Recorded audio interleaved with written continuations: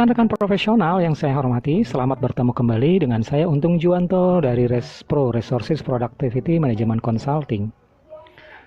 Hari ini kita akan membahas mengenai bagaimana menjadi GA yang profesional seri yang kedua. Seri yang pertama silakan dilihat di video YouTube sebelumnya. Bersama Respro Management Consulting. Saat ini GA dipersepsikan negatif. Ada 3 persepsi negatif GA. Yang pertama adalah GA sebagai cost center atau biaya. Kemudian yang kedua adalah GA bukan pekerjaan yang penting. Dan yang ketiga adalah semua orang bisa melakukan pekerjaan GA. Jadi bagaimana merubah persepsi tersebut?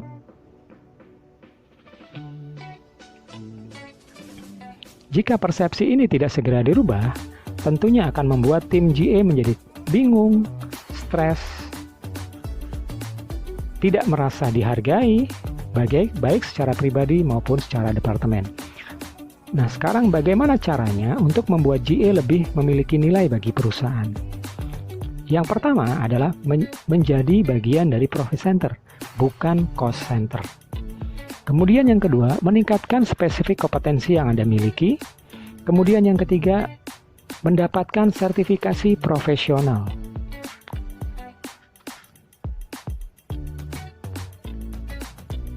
Kita bahas bagaimana menjadi bagian dari profit center. Saat ini di perusahaan ada 4 responsibility center. Yang pertama adalah profit center, yang kedua revenue center, yang ketiga investment center, dan terakhir adalah cost center. Profit center adalah yang menghasilkan sales. Contohnya departemen sales dan departemen marketing.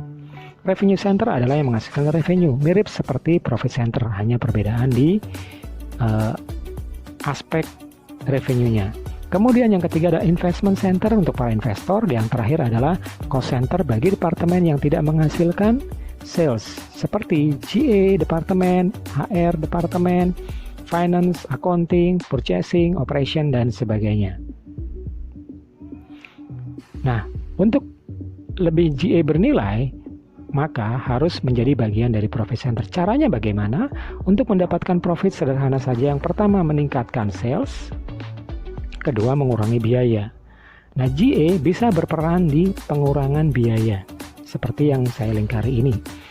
Jadi, kalau GA sudah berkontribusi di pengurangan biaya atau cost reduction, maka GA dianggap sebagai bagian dari profit center, bukan lagi cost center.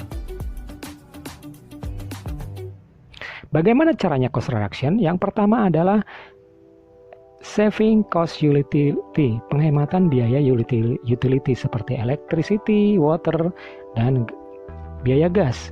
Kemudian saving cost untuk office supplies, misalnya seperti stationery, kebutuhan rumah tangga, maupun kebutuhan sehari-hari.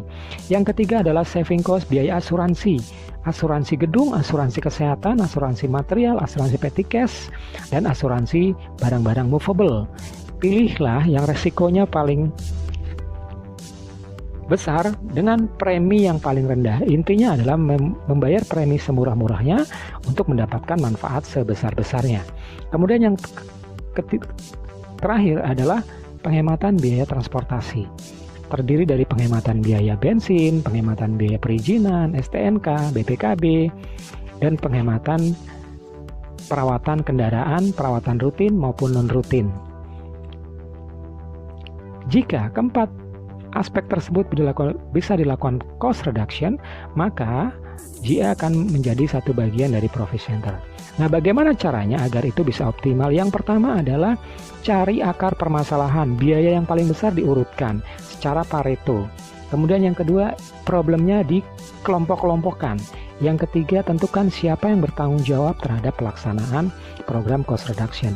Sebelum dilakukan sosialisasi maupun training kepada seluruh karyawan karena akan mencakup seluruh aspek dari biaya perusahaan. Kemudian set problem tools dan monitoring realisasi pelaksanaan dari program cost reduction tersebut.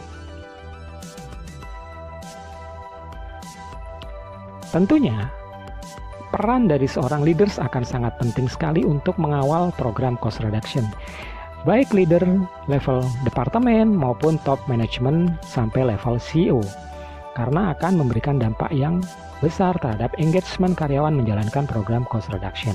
Dimulai dari mana? Dimulai dari semua biaya yang tercover harus dilakukan program cost reduction, dan keterlibatan karyawan harus sangat tinggi. Kemudian komunikasi atau kampanye itu harus mencakup seluruh aspek dan menjangkau seluruh karyawan. Kemudian diberikanlah tanggung jawab secara individu terhadap program tersebut. Jika tercapai, berikanlah reward berupa insentif-insentif, misalnya sekian persentase dari nilai cost reduction yang diperoleh. Jika Anda sudah melakukan hal-hal tersebut, Anda sebagai GA manager misalnya atau supervisor GA, Anda akan berdiri sama tinggi dengan departemen yang lain, departemen sales, marketing, dan departemen yang lain seperti finance accounting, karena Anda sudah bisa mengaktualisasikan diri sebagai GA yang valuable, sehingga manajemen akan menghargai Anda dalam bentuk bonus, insentif, peningkatan gaji, karena selama ini untuk peningkatan gaji, bonus, dan insentif GA selalu dinomor sekiankan, tidak diprioritaskan. Yang paling penting jika Anda bisa melakukan itu adalah pengembangan karir, baik pengembangan karir di departemen GA maupun di departemen-departemen yang lain dalam perusahaan tersebut.